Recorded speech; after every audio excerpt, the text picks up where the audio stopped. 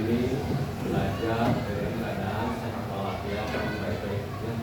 Nah, anak-anak, sebelum ke pembelajaran pada hari ini, alangkah baiknya kita semua berdoa agar aktivitas pada pagi hari ini diberi kelancaran dan kemudahan. Untuk doa dipimpin oleh KF, silakan.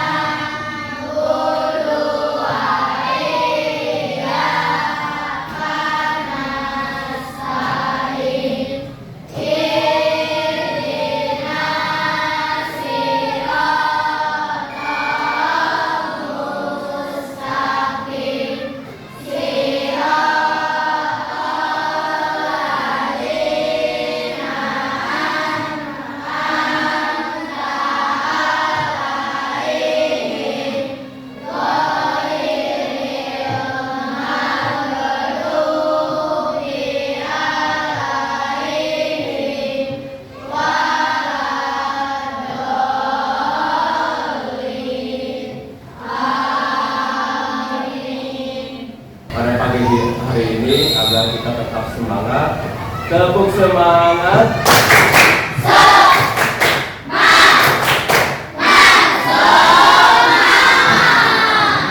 Luar biasa. Anak-anak, sebelum selanjutnya ke materi, ke pembelajaran, Bapak absen dulu ya.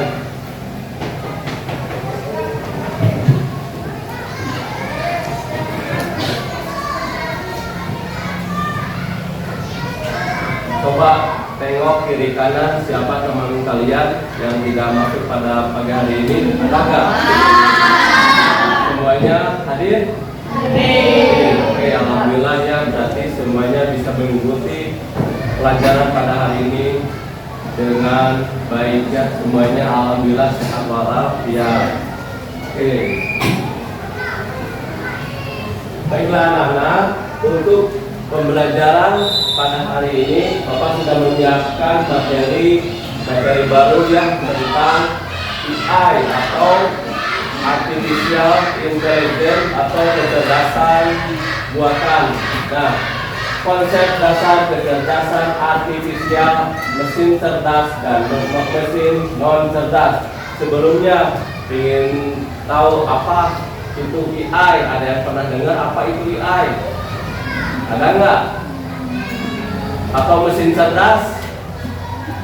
Mesin non cerdas? Belum ada yang tahu ya, nanti Bapak dijelaskan ya. Mesin cerdas dan mesin non cerdas atau dari konsep dasar kecerdasan artifisial atau bisa dibilang kecerdasan buatan ya.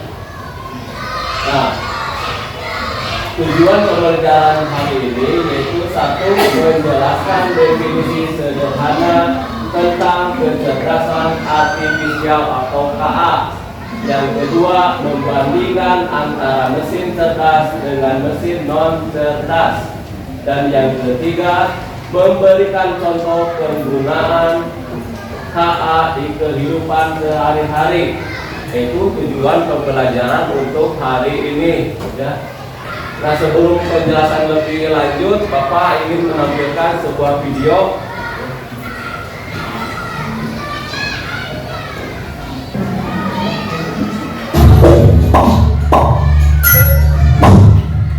Apa hal pertama yang muncul di pikiranmu ketika mendengar kata AI atau kecerdasan buatan? Apakah AI jahat seperti di film-film Hollywood? AI jahat atau AI hanyalah hayalan pembuat film saja ya. Namun sebenarnya AI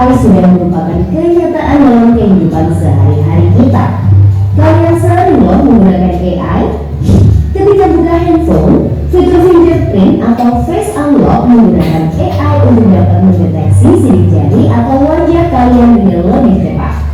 Ketika googling, adanya AI akan memberikan hasil pencarian yang lebih sesuai dengan minat dan kebutuhan kalian. AI juga banyak digunakan pada berbagai aplikasi loh. Contohnya fitur deepfake pada Facebook yang mampu mengenali wajah yang ada di dalam foto. Filter foto juga menggunakan AI agar dapat menyesuaikan dengan bentuk wajah. Kalau kalian terbiasa nonton atau like konten K-pop misalnya, akan muncul rekomendasi konten yang enggak jauh-jauh dari K-pop juga. Bukan hanya di media sosial, rekomendasi musik atau film di aplikasi streaming, iklan produk pada e-commerce, rekomendasi dari virtual assistant seperti Google Assistant atau Siri juga menggunakan AI untuk mempelajari dan menyesuaikan dengan aktivitas yang biasa kalian lakukan. AI juga ada pada Google Maps untuk menganalisis rute yang paling cepat dan perkiraan waktu yang dibutuhkan. Pada game online, AI dipakai untuk mengendalikan permainan bot dan membuat karakter serta grafis permainan menjadi lebih hidup dan realistis. Lalu, apa itu AI? AI atau Artificial Intelligence atau kecerdasan buatan adalah sistem yang memungkinkan mesin atau komputer untuk berpikir, belajar, dan melakukan tugas seperti manusia. Istilah AI muncul pada tahun 1956 dalam konferensi Dartmouth yang diinisiasi oleh John McCarthy, seorang ilmuwan komputer asal Amerika Serikat.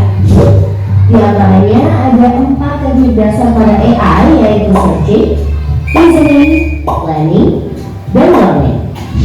Searching adalah teknik menemukan langkah-langkah yang sistematis untuk mencapai suatu tujuan atau solusi. Contohnya AI pada Google Maps. Reasoning adalah teknik mengambil kesimpulan berdasarkan fakta-fakta yang ada. Contohnya AI pada aplikasi pendiagnosa penyakit. Planning adalah teknik memecah masalah kompleks ke dalam sejumlah operasi yang lebih sederhana. Contohnya AI pada mesin perakitan kendaraan. Learning adalah teknik mengajarkan pola-pola data untuk memperoleh pengetahuan. Contohnya AI pada sistem mobil tanpa pengemudi. Lalu, apa saja ya keunggulan menggunakan AI? AI dapat menyelesaikan tugas dengan cepat dan efisien sehingga dapat menghemat waktu dan sumber daya. AI dapat menganalisis data yang besar dan kompleks serta menemukan pola dan tren dari data tersebut. AI dapat bekerja secara konsisten dan mengurangi kemungkinan human error yang biasanya disebabkan oleh faktor kelelahan atau ketidaktelitian manusia. Selain itu, AI dapat bekerja 24 jam penuh, tidak seperti manusia yang terbatas. Sebaliknya, apa risiko menggunakan AI?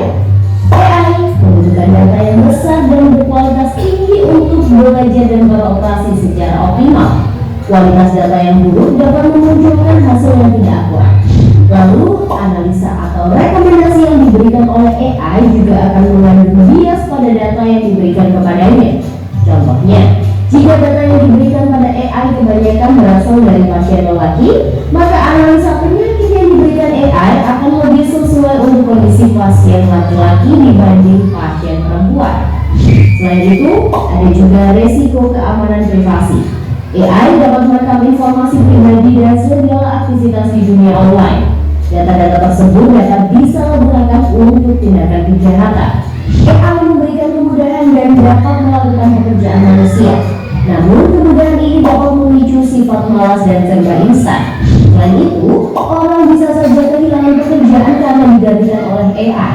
Contohnya, pekerjaan customer service yang mulai digantikan dengan chatbot AI. Selain digunakan dalam kehidupan sehari-hari, AI juga dimanfaatkan dalam berbagai bidang. Di bidang kesehatan, AI dapat digunakan untuk membantu dokter membuat jadwal temu, diagnosis awal penyakit, dan merekomendasikan obat atau terapi tertentu. Di bidang keamanan, AI digunakan dalam kamera untuk mendeteksi adanya aktivitas yang mencurigakan. AI juga digunakan dalam keamanan cyber untuk mendeteksi serangan di dunia maya. Di bidang keuangan, AI digunakan untuk menganalisis tren pasar, memprediksi perubahan, dan mengelola risiko investasi. AI juga dapat membantu dalam mendeteksi transaksi keuangan yang mencurigakan. Di bidang bisnis, AI digunakan personal serta menjawab pertanyaan dan menerima keluhan konsumen. Di bidang otomotif, AI digunakan pada mobil untuk mengenali rute dan menghindari tabrakan. Pabrik otomotif juga menggunakan AI agar proses produksi menjadi lebih efisien dan terjamin kualitasnya. Di bidang logistik, AI dapat merencanakan rute pengiriman yang paling efektif sehingga mengurangi biaya operasional dan waktu tempuh. Di bidang pertanian, AI digunakan dalam memantau kondisi tanaman, mengendalikan hama dan penyakit tanaman, serta memprediksi hasil panen. Di bidang lingkungan, AI digunakan dalam menganalisis data sensor dan citra satelit untuk memantau perubahan iklim dan lingkungan. Bagaimana dengan penggunaan AI di bidang pendidikan? AI dapat membantu memantau kemajuan belajar siswa dan merekomendasikan materi atau penilaian yang sesuai dengan kompetensi, kebiasaan, dan minat siswa. Dengan begitu, proses belajar menjadi lebih bermakna dan tepat sasaran. Untuk bahas lebih lanjut mengenai AI di bidang pendidikan, simak video berikut ini. Wah, banyak banget ya manfaat dari AI. Meskipun begitu, teknologi AI akan memiliki batasan dan risiko. Jadi, kamu perlu paham hal ini agar bisa menggunakan AI secara kritis dan bijak. Teknologi AI apa nih yang sudah pernah kalian gunakan? Kira-kira kalian ada ide mau mengembangkan AI yang seperti apa? Yuk, tulis pengalaman dan ide di kolom komentar. Jangan lupa untuk like, komen, dan share video ini ke teman kecil lainnya ya. Kejar cita, kejar ilmu, raih cita.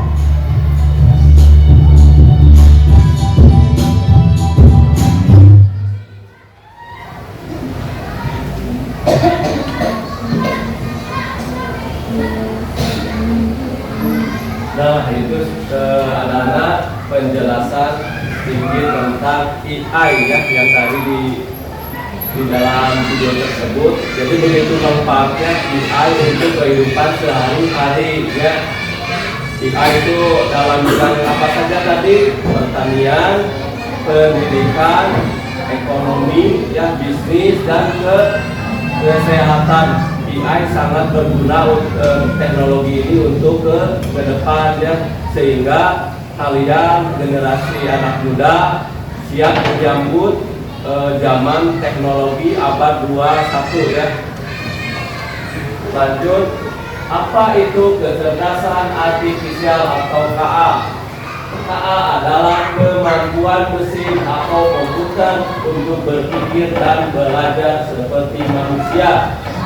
Mesin dengan kecerdasan artifisial bisa mengenal suara, melihat gambar, membuat keputusan, dan belajar dari pengalaman. Sekarang lanjut ke mesin cerdas dan PS mesin non cerdas. Nah, di sini ada contoh-contoh mesin cerdas dan mesin non cerdas. Mesin cerdas apa itu? Bisa belajar dari data, bisa membuat keputusan, contoh Google Translate, smartphone, asisten suara atau chat GPT dan lain-lain. Nah, mesin cerdas itu bisa belajar dari data apa yang data telah dia pelajari sehingga bisa membuat keputusan, mengambil keputusan dengan sendirinya. Contoh misalnya kalau di sini ada kipas angin, nah itu mesin non cerdas ya.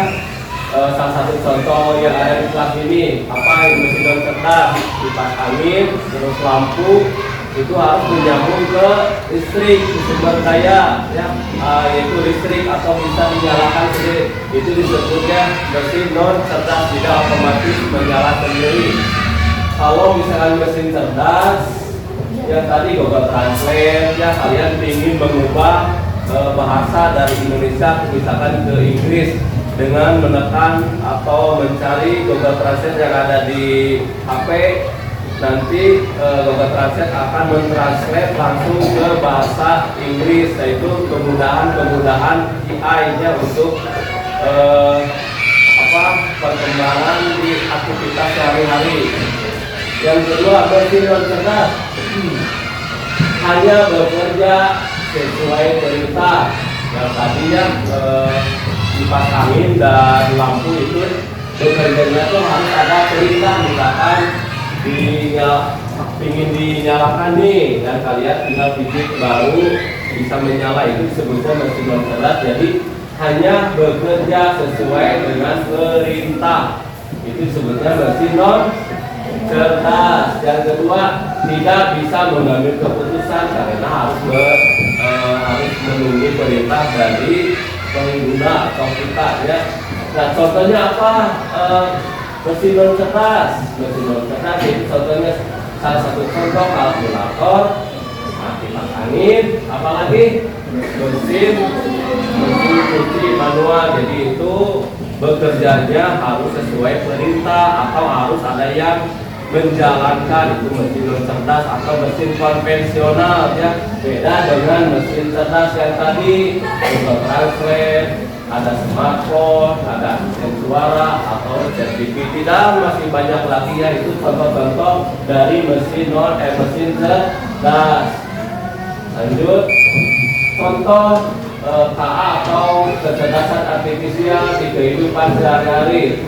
Satu, kecerdasan artifisial di YouTube merekomendasikan video. Kalian kan kalau buka YouTube, kalau ingin mencari video-video itu sesuai dengan yang clue. Misalkan kalian ingin musik, tulis video musik, nanti akan keluar semua video tentang musik. Terus kalian bisa mau mencari tentang pendidikan, misalkan belajar bahasa Inggris, nanti akan muncul video rekomendasi tentang video pembelajaran bahasa Inggrisnya, itu kemudahan yang telah disediakan dari AI atau YouTube ya. Yang kedua, kecerdasan artifisial di Google Map. Nah, menunjukkan jalan tercepat. Misalkan kalian mau pergi ke Bandung ya, nanti map itu akan menunjukkan jalan mana yang lebih cepat, jalan mana yang sudah dilalui.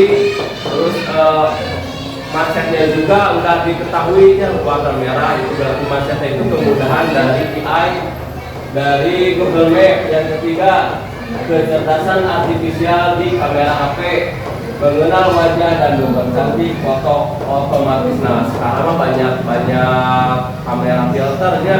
Ingin lebih mudah, ingin wajahnya lebih cantik, pakai aja filternya. Itu adalah salah satu dari AI ya, teknologi. Terus, nah ini contoh dari kecerdasan artifisial di YouTube merekomendasikan video. Ini salah contohnya video senam Indonesia hebat. Ketika kalian di mesin pencarian ditulis clue-nya video senam Indonesia hebat, maka akan muncullah beberapa video rekomendasi yaitu tentang senam. Ya, itulah kecanggihan dari AI atau mesin pencarian. Nah ini salah satu contoh lagi kecerdasan artifisial di Google Map ya. Google Map menunjukkan jalan tercepat, yaitu rute perjalanannya, rute tentang perjalanan kemana, jalan yang lebih cepat sehingga kalian bisa mengikuti arah dari Google Map ya. Lanjut. Nah sekarang kalian berdiskusi ya, nanti Bapak akan membagikan LKPD-nya. Silakan kalian bagi kelompok dulu ya.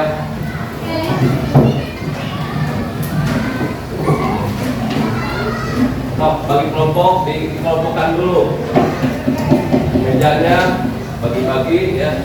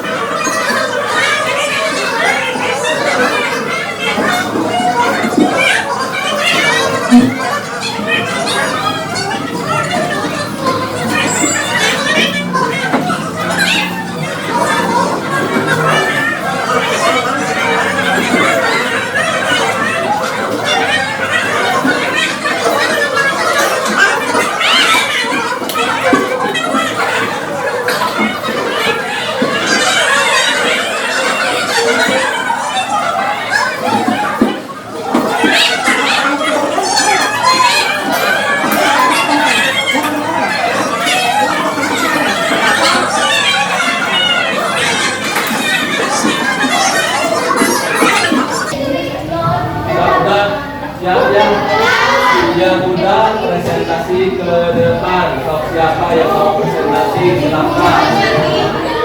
Kelompok berapa itu daerahnya? 1, 2, 3, 4, kelompok 6 ya. Silakan.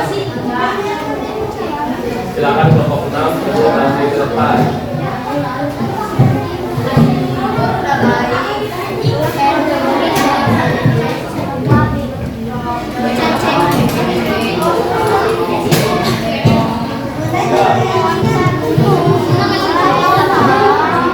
Yang lainnya perhatikan, lihat.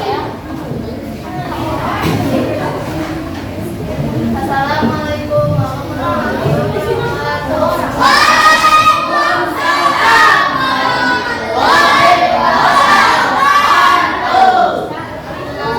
Saya perwakilan dari kelompok 6 akan membahas pelajaran kondisi ya. Pada nomor pertama ada gambar kipas angin. Kipas angin termasuk jenis NC atau cerdas. Kedua, robot vakum. Robot vakum termasuk jenis C atau cerdas. Kalkulator termasuk jenis NC atau cerdas. Smartphone dan asisten suara termasuk jenis C atau cerdas. Mesin cuci otomatis termasuk jenis NC atau cerdas. Pertanyaan, apa perbedaan utama antara mesin cerdas dan mesin cerdas? Jawab, mesin cerdas bisa belajar dari data dan mesin cerdas hanya bekerja sesuai perintah. 2. Menurutmu apakah semua mesin cerdas itu lebih baik? Jelaskan. Jawaban, tidak, karena memiliki batasan dan risiko. Sebutkan 2 contoh mesin cerdas di sekitarmu. Jawaban, smartphone dan Google Assistant.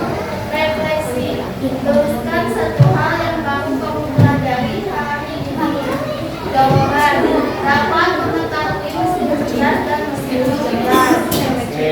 Sekian dari saya. Wassalamualaikum warahmatullahi wabarakatuh.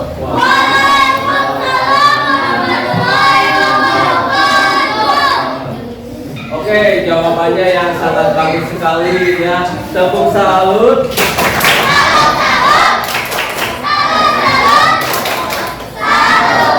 Jawaban dari kelompok 6 sangat jelas sekali ya, yang dijelaskan sama teman kalian yaitu Naila. Nah, sebelum ke penghujung pembelajaran hari ini ada kesimpulannya.